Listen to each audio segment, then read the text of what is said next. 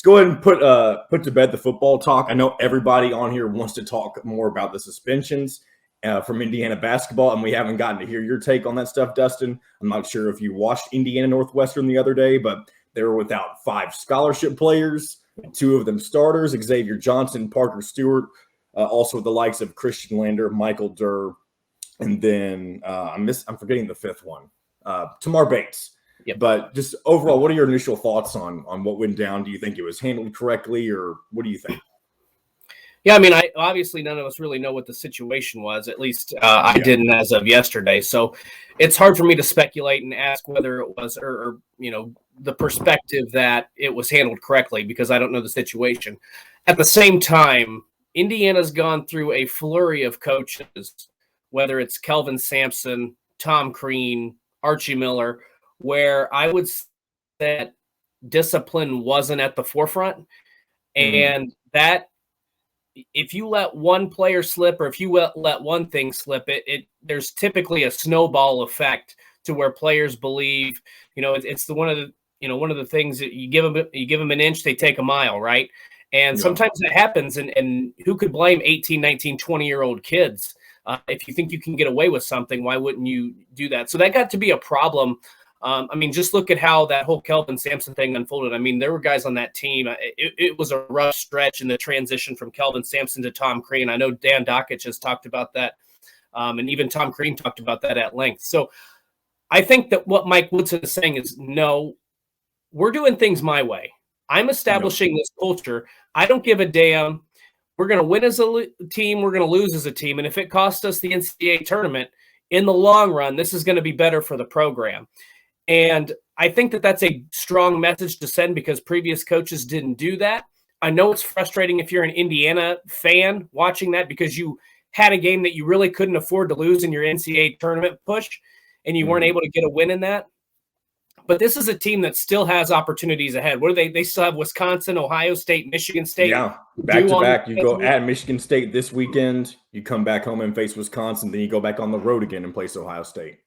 And you still have Purdue on the schedule. You still have Rutgers. I think there's another. I don't know who the other team is. I think there's still a couple other teams that I forget on that schedule. But point being is you have a chance to get some quality wins. They already have some big wins. They've already beaten Purdue. They've already beaten Ohio State. They've proven that they can hang with Wisconsin. So they have the opportunities. Yes, you would have liked to get a win. But in my opinion, Mike Woodson is establishing a culture. You have to take the necessary steps, no matter how painful, no matter at what point in the season. And then the other aspect of this is, John, and I don't like to talk about this a lot because I didn't participate at the same level, but I was on a college team where we had to deal with suspensions, and it came at a time when we were making a push for our conference tournament, right? And it can go one of two ways. One of the guys that was suspended came to us and said, "Hey guys, I'm sorry I let you down. I will work harder to be better and go in the right direction and help us win." Another guy basically tried to fight us, right? It can go one of two ways. This is where you're going to find out what this team is made of. Is this a player-led team? How are they going to respond to this? So that's what I'm really more interested to see, more so than the suspensions themselves. I think Mike Woodson did the right thing in establishing this culture, but now we're going to find out, okay, am I going to go sit in the corner and pout about my suspension or coach won't let me do whatever I want? Or am I going to step up, be a leader, apologize to my teammates, and then let's make this push for to finish the regular season strong, go into the Big Ten tournament strong, and then maybe make a push for the NCAA tournament? I think the most aggravating thing for me when I look at the way some fans are responding to the situation is you have the same people who have been clamoring for a coach that is Bob Knight-esque, and then he kind of has policies that are Bob Knight-esque, and all of a sudden they're pissed off because it's going to potentially infract or cause an issue with getting into the NCAA tournament. And so you have two people playing two different sides of the coin. They're never satisfied, obviously. I mean, it's an Indiana fan base.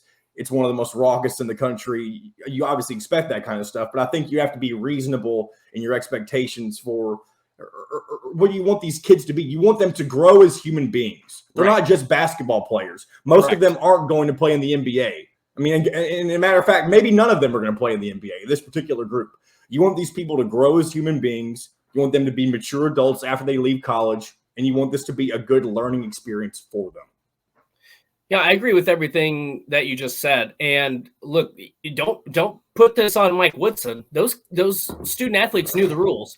And I mean, look, we all make mistakes. I'm not blaming the kids. I don't know what they did. I don't know what the violation was. It could be something really silly. But the bottom line is, when you have those rules in place, you have to follow them. And that's basically what Mike Woodson is saying. He's like, you're not going to do whatever you want to do, whether it's on the court or off the court, and not have any repercussions for your actions. I mean, you have to have some sense of discipline. Otherwise, we've already seen this thing can go off the rail when you don't have that kind of accountability, or when you have certain players who have exemptions to the rules. It just doesn't go well.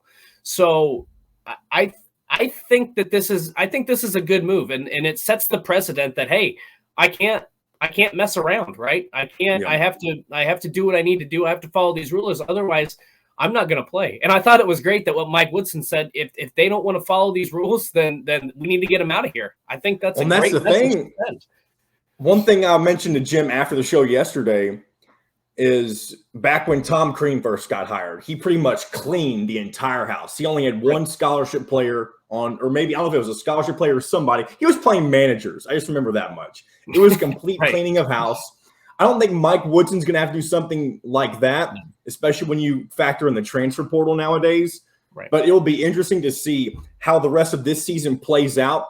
And if, things take a turn for the worse, if you're going to see, players, I'm not saying they'll be kicked off, but people moving on from the program and bringing a bunch of different faces again. Yeah, that could absolutely happen. I mean, we've seen it. Sometimes these kids who stick around then decide that this isn't the best place for them, and it doesn't always have to be disciplinary reasons. It could be playing time. It could be fit. It could be, we're not going to play an offense or a defense that works to my strengths, whatever the case might be. I would suspect that we're going to see some transfers, whether those are high-level players or not. I don't know, but I think that's to be expected almost from any program anymore. I mean, we've seen programs that you would never expect, like Rocket Watts at Michigan State is a great example.